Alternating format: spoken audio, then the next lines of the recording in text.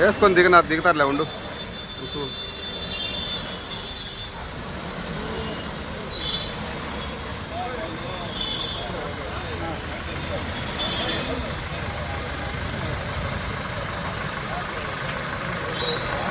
Sir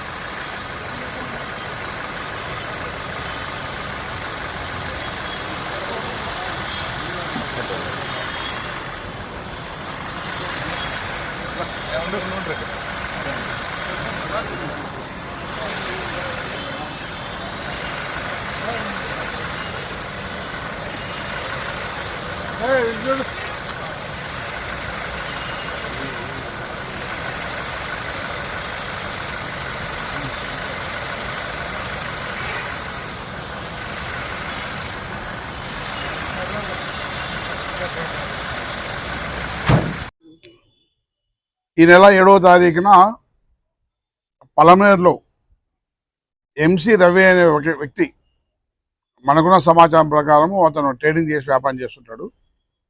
అతన్ని కొద్దిమంది రక్కీ చేసి అతని ఫ్రెండ్స్తో కలిసి పార్టీలో ఉంటే మామిడి తోపులో అక్కడికి వెళ్ళి రక్కీ చేసి వచ్చేటప్పుడు అటకాయించి అతని వెహికల్ ఆపి అతని వెహికల్లో నుంచి అతని బలవంతంగా ఎక్కించుకొని తీసుకొని వెళ్ళి అతని వెహికల్లో మొత్తంతో తిప్పుతూ అతను భయపెట్టి అతని వద్ద నుంచి దాదాపు ₹1 కోటి డబ్బులు డిమాండ్ చేసి తెప్పించుకొని వాళ్ళ దగ్గర నుంచి అతని ఒంటి మీద ఉన్న దాదాపు 900 గ్రాముల బంగారాన్ని వాళ్ళంతా బెదిరించి లాక్కున్నారు అని చెప్పేసి ఫిర్యాదు.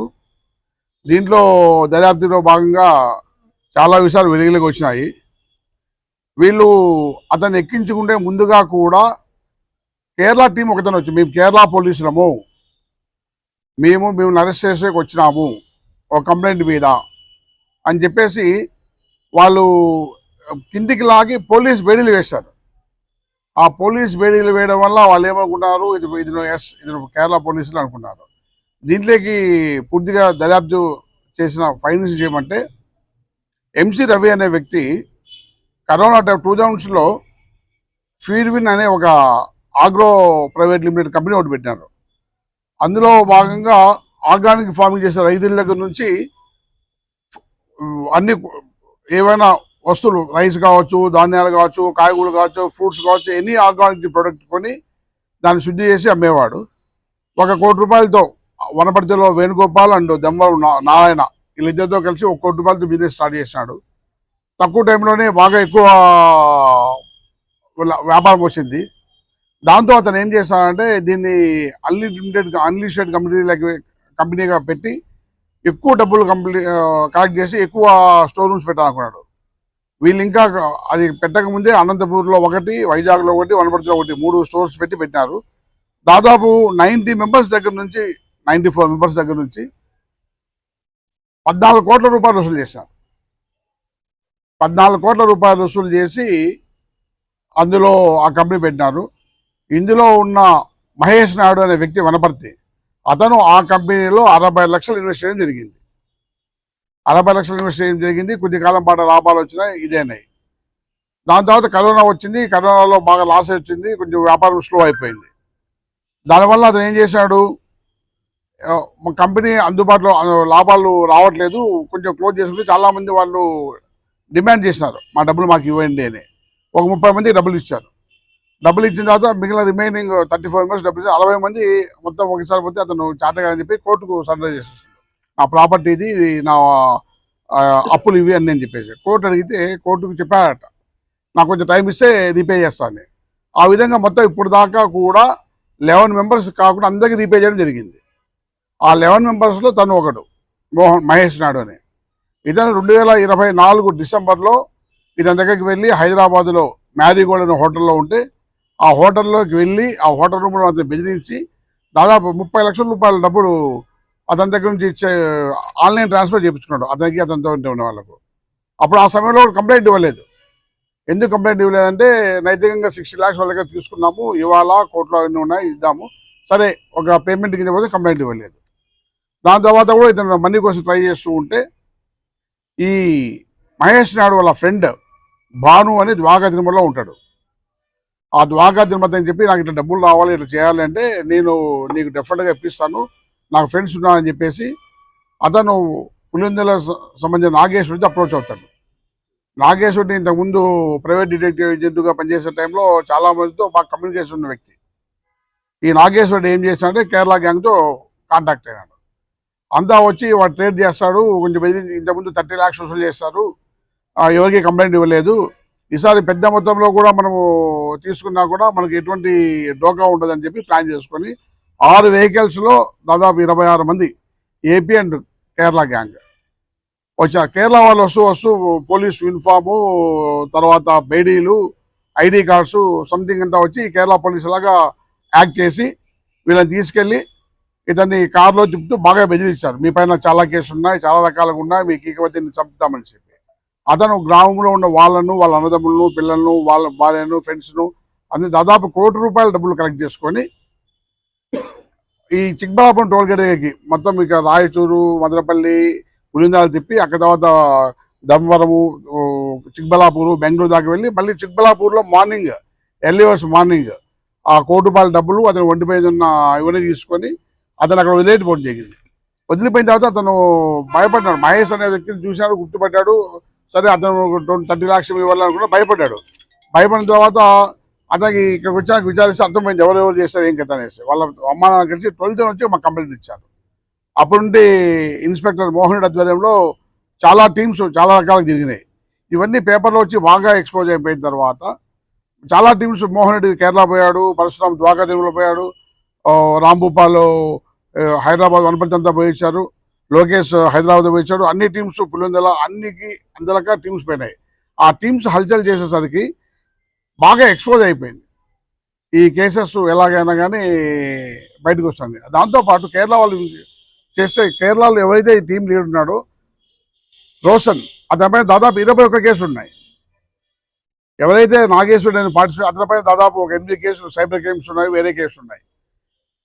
ఎడ్విన్ అనే అతని మీద కేసు ఉన్నాయి. ఎడ్విన్ అనే అతనిపైన ఇందులో ప్రధాన ముద్ద ఇప్పుడు అరెస్ట్ కాపిన ముద్ద పైన రాప్తాల్లో డెకాడ్ కేసులు ఉన్నాయి, మదురైలో కేసు ఉంది. వీళ్ళంతా గ్రూప్స్ ఏర్పడి చాలా మంది కేరళ గ్యాంగ్స్ ఈ అగ్రిమెంట్ మీద ఇక్కడ వచ్చి నేరాలు చేస్తున్న విషయం వెలుగులోకి వచ్చింది. దీనివల్ల వాళ్ళు బాగా ఎక్స్పోజ్ అవుతున్నాము, మళ్ళీ మీడియాకు వాటికి ఇదవుతుంది, ఏదో రకంగా వచ్చి అతనితో రాజీ కావాలని చెప్పి ప్రయత్నాలు మొదలుపెట్టారు. కంప్లైంట్తో రాజీ కావాలని చెప్పేసి ఆ కంప్లైంట్ రాజీ అయ్యే క్రమంలో వాళ్ళ మధ్యవర్తులు చిక్కగా పెట్టుకొని చేసుకుంటే మాకు కరెక్ట్ సమాచారం వచ్చి మోహన్ రెడ్డి అండ్ వాళ్ళ టీం వెళ్ళి 11 మందిని అరెస్ట్ చేసి వాళ్ళ దగ్గర నుంచి 22 lakhs క్యాష్ను రికవర్ చేసినారు. అట్లాగే వాళ్ళ దగ్గర నుండి ఐడి కార్డ్స్, తర్వాత 4 ID cards, uniform, hand cups అన్నీ కూడా సీజ్ చేయడం జరిగింది.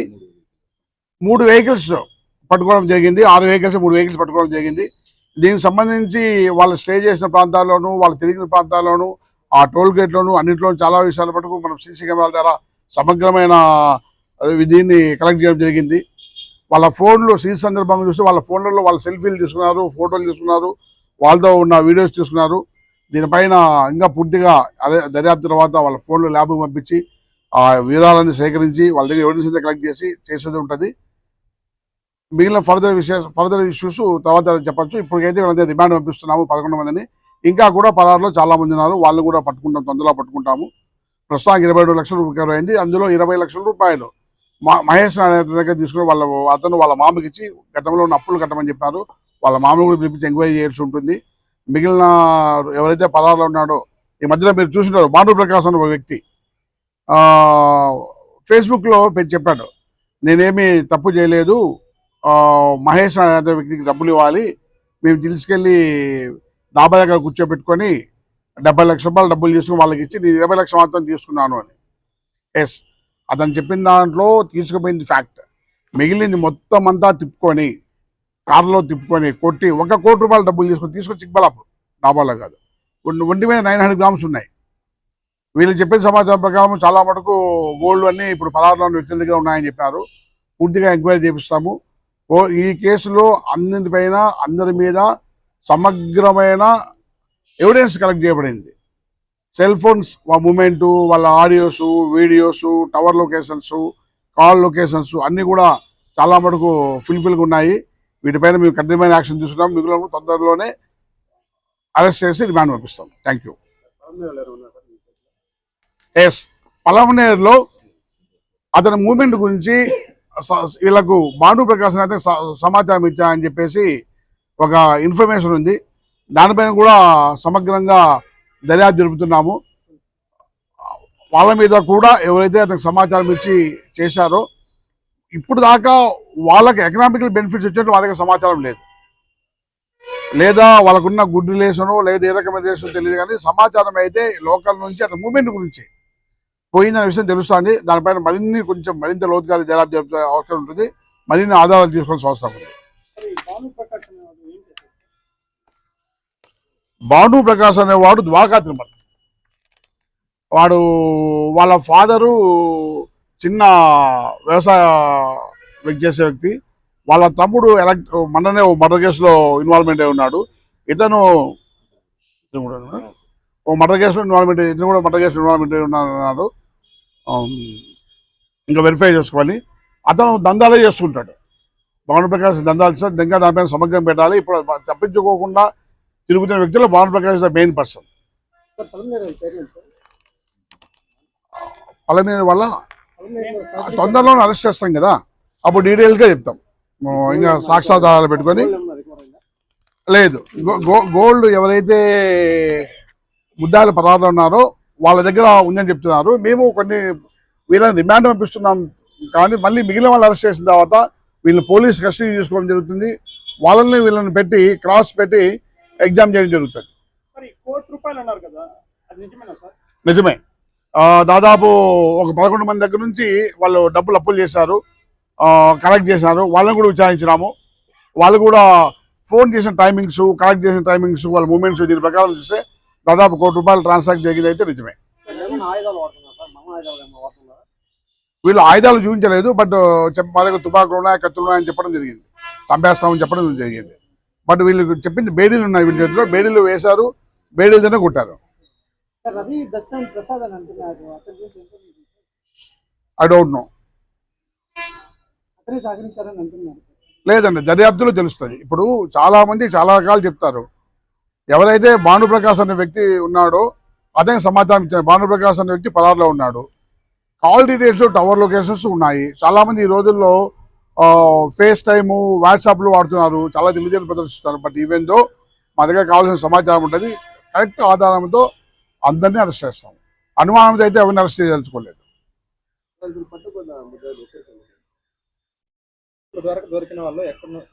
కేరళ వాళ్ళు 7 మంది ఉన్నారు. నలుగురు ఏపీ వాళ్ళు ఉన్నారు. నలుగురిలో మహేష్ అనే అతనికి వాస్తవంగా రవి అనే అతను డబ్బులు అప్పున్నాడు. అది ప్రైవేట్ కేసులో వస్తుంది. ఈ మధ్య 29th కోర్టులో కూడా ఎవిడెన్స్ ఉన్నారు. దానికి సంబంధించి 60 లక్షలు కానీ 30 లక్షలు ఇచ్చాడు. ఇంకా కూడా ఇవ్వాల్సింది. ఇతను ప్లీ ఏమంటే మహేష్ నాయుడు ప్లీ, నాకు ఇంకొంచెం ఇంట్రెస్ట్, అప్పటి నుంచి ఇంట్రెస్ట్ అన్నీ ఉంటాయి కదా, అవన్నీ కావాలని. ఆల్రెడీ కోర్టులో ఇతను ప్రతివాదిగా ఆరో ప్రతివాదిగా ఉన్నాడు. 11 మంది కోర్టులో ఉన్నారు. పైన 6వ వాడిగా ఉన్నది. కోర్టు ద్వారా తెలుసుకోవచ్చు. పోనీ ఇంత జరిగి అఫెన్స్ జరిగి మహేష్ నాయుడుకి ఇచ్చిన డబ్బులు 20 లక్షలు. మహేష్ నాయుడు ఎంత ఇచ్చాను నీకు డబ్బులు, మిగిలిన డబ్బుల గురించి నీకేం చెప్పారా? అది చూడండి. కంబైన్ అడ్డం పెట్టుకొని ఓన్లీ 20 లక్షల రూపాయలు మాత్రం అతనికి ఇచ్చి మిగిలిన డబ్బులంతా తీసుకున్నారు. ₹1 కోటి రియలీ కంప్లైంట్ అన్యాయం చేయంటే కంప్లైంట్ వైపు ఇది ఉండాలి కదా. ఇది మొత్తం దందానే. వాళ్ళు డబ్బులు గెయిన్ కావడానికి చేసే దందాలు. ఈ దందాలు కేరళ గ్యాంగ్స్ ఇక్కడే కాదు, చాలా చోట్ల దాదాపు 21 చోట్ల జరిగినట్లు మన ఏపీలో కాదు, తమిళనాడు, కర్ణాటక, మధ్యప్రదేశ్లో బాగా యాక్టివ్గా ఉన్నట్టుంది. దీనిపైన సమగ్ర విచారణ జరుపుతున్నాము. ఆల్మోస్ట్ ఇప్పుడు రాప్తాల్లో 2 కేసెస్ హైవే డెకాయిట్స్ ఉన్నాయి. సత్సాయి తాలూకా ఉన్నాయి. ద్వారకా తిరుమలలో ఒకటి ఉందన్నా కానీ ఇంకా డీటెయిల్స్ తీసుకోవాలి. మిగిలిన రాష్ట్రాల్లో ఉన్న డీటెయిల్స్ వచ్చే మొత్తం 21 కేసులో రోషన్ అనేవాడు ముద్దాయి. ఎడ్విన్ అనేవాడు 3 కేసెస్. ఇప్పుడు ఆల్రెడీ ఎఫ్ఐఆర్ ఉన్న కేసెస్ 3 ఉన్నాయి. ఇది ఒకటి 4వ కేసు ఉంది. 2 రాప్తాడు కేసు, ఒకటి మధురై కేసు, ఒకటి ఈ కేసు. ప్రతి ఒక్కరు కూడా పాత క్రిమినల్ లిస్ట్ ఉన్న వాళ్ళే. సార్ వీళ్ళందరినీ అరెస్ట్ చేశారు, వీళ్ళకి ఎలాంటి శిక్ష లేదు? ఇది నాన్ బెయిలబుల్. మీరు కెమెరాని ఆఫ్ చేస్తే మీకు అంత ఆఫ్లైన్ ఆఫ్లైన్